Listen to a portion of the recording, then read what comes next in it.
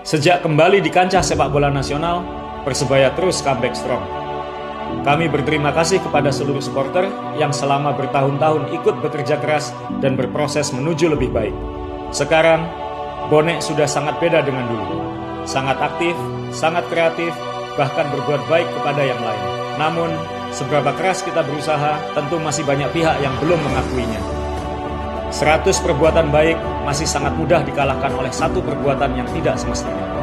Hanya konsistensi dan waktu yang bisa menghapus segala image buruk. Di babak final Piala Presiden ini, kita semua mendapat kesempatan emas.